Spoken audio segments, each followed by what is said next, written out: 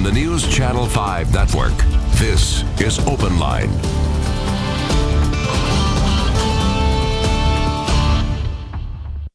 Hello everyone, welcome to OpenLine. We're talking tonight about something that affects a lot of people, but something that we often do not talk about, and that is depression.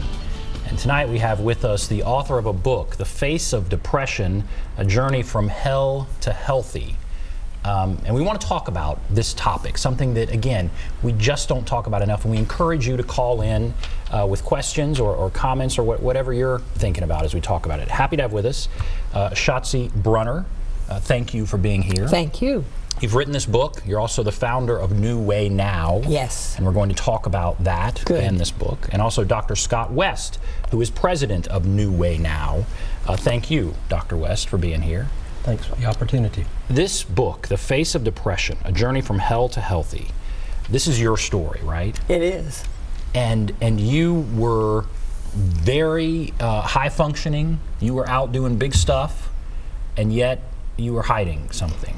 And that's why I called it The Face of Depression, because so many people who are depressed put this face on that, you know, everything's fine, and inside they're miserable. And so it's time to stop hiding and to think of this as just, it's like any other malady. I mean, if you broke your leg, would you just say, oh, well, I don't have to go to the doctor, I broke my leg? And there's no reason not to get help. Mm-hmm. So I wanted to talk about how many people are hiding in plain sight. And with this New Way Now, part of what you want to do is have people talk about it, right? Yes. And so what is New Way Now? It's a nonprofit, and we've been given a grant to take the next few years to travel throughout Tennessee and Kentucky. We're just starting with those two states, going to whomever will listen to us, and go to community centers, go to VFWs, American Legions, community churches, where we can gather people and hear their stories, and they can hear mine, and simply talk about it as just something that doesn't have to be, you know, secret. So. And you were saying, and I'll ask you, Doctor, that in rural areas there's a real problem right now. Is that right?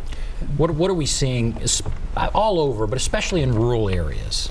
We're seeing a large number of people struggling with depression, and only about half are getting any type of help with it. And we're seeing a large number of suicides as a result, more so than we do in the average population. We're seeing farmers with an alarming suicide rate. Chris Conti did a story about that, and it's really alarming. And is that new, I guess? I think the awareness of it is new. We don't really know whether it's new because so often we haven't been hearing about it, which is part of the reason we want to encourage people to seek help, to talk about it, to have a conversation about it, so that it's not secret. And we want to encourage people to call in with their questions or whatever, but I think it helps to just hear people talk about this. And your story, all right, you were working at CNN, right? Pretty big job. I anchored the news. You anchored the news. Yes. And so when was this, and what was happening? I guess, how did your situation with depression manifest itself? What happened? Well, I was diagnosed in my 20s, and when I was at CNN, I was in my late 30s, and I was one of Larry King's producers, and I mean, it was just constant. It was the early days of CNN, and so everybody did 5 jobs. And I really didn't have time to think about depression. Sometimes I would wake up every morning, I'd be in tears, and luckily I had someone to talk to who said, this is going to pass, get dressed, you can do this. And there are a lot of people out there who do that every single day. So you can be high functioning, but it doesn't mean that you don't need help. And so many times people think, well, you know, I'm going to work every day and I'm getting a salary, and I'm, home with the kids and my spouse. But inside, you're so diminished. You're really a shell. I think that's a good way to put it. You're a shell of who you are. A shell that oftentimes presents itself in a better light. We know that depression is the #1 cause of presenteeism in the United States, where people are there but not fully functioning, whether it be in their job, which people can monitor more closely, but also it pervades their personal life as well. When we're not able to function well at work, those same lack of skills are going to translate. But the depression causes difficulty with concentration, energy, motivation, the ability to take things to that 110%, give it your all. And when you're not doing that in any area of your life, you're not able to optimize your own abilities, and it also affects those around you. And what did you say, presenteeism? Is that what you called it? Presenteeism. What is that? Define that. Presenteeism is being present but not fully functioning. Journal of Occupational Medicine article over 15 years ago put an article about it, and depression is at the top of the list of things that cause this in the United States. Think of it as the athlete who's got an injury and the broadcaster says they're not 100%. The same thing happens when the brain's not functioning optimally as when the knee or the ankle's not functioning optimally. Some of the things you're saying, I feel like could be applied to almost everyone. I mean, everyone is busy, tired, not fully present, I feel like, in a lot of cases. How much of it is just being busy and tired, and how much of it is full-blown depression? We know that about 6% of the population has what we call clinical depression. Depression's a normal emotion. Everybody experiences it just like happiness at times. The clinical depression is when you have a host of symptoms, as I mentioned earlier, that last for a period of time and is a different entity. We think it affects the same areas of the brain that the transient depression does, but it becomes an issue in one's life that they cannot control. And how did it manifest again with you? So you had this job, and you were waking up depressed, but you thought, what? I guess I shouldn't be depressed because I had this great job. Everything should be okay. Well, but it was decades before. I was living in New York, and I had a responsible job, and I was at a party one Friday night and just fell apart and didn't stop crying for days. I didn't know what was happening to me. And it took several years to climb out of what I call the black hole.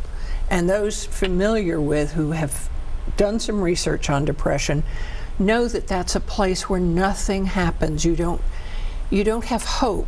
And we think about hope, not consciously, but we have hope every day. You hope you're going to get a phone call. You hope you're going to have a letter from someone or an email. And when that disintegrates, you don't care if you breathe, you don't care if you eat, and I mean that literally. It really doesn't matter without hope. So that's why we're on this mission, because it's perfectly normal. I mean, it's just part of our humanity. But when it's not treated, then you get into trouble. In the book you do. You talk about you're at this party and suddenly you start crying, and that kind of begins this recognition that you had. Is it, in retrospect and for others, is it something that just happened at the party? Like, is it something that or has it just been a culmination of things, and it's the straw that broke the camel's back? You know, has it been building, or did something, you think it's brought on by something traumatic, in your case, and I'm talking also for others more broadly? It was not something traumatic. It was simply the stressors that I had been internalizing just kept building up without taking care of myself to express what was going on. And I think that's the best way to say it, when the stressors just keep building inside. And as those stressors build up, it can become that straw that breaks the camel's back. But we all have a vulnerability to mood regulation or dysregulation.